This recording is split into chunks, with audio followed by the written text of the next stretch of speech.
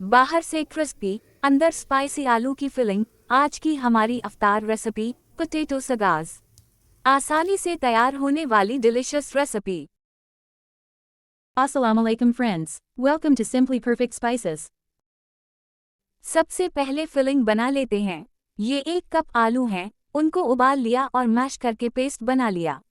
अब उसमें spices add करते हैं।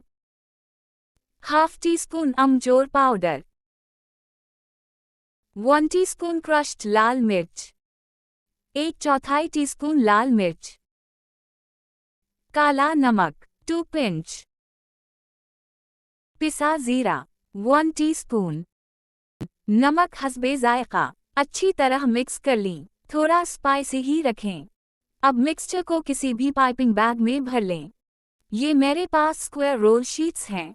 अब रोल शीट की साइड पर मिक्सचर पाइप करते हैं, एक कॉर्नर से दूसरे तक।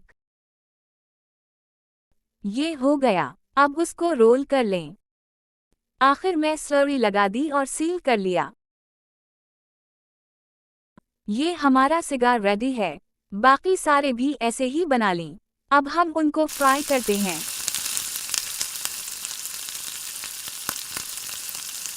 पोटैटो सगाज आर रेडी टू एंजॉय। गरम गरम सर्व करें।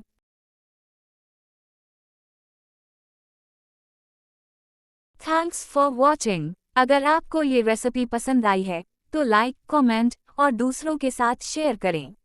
और नई रेसिपी वीडियोस के लिए सब्सक्राइब करना ना भूलें।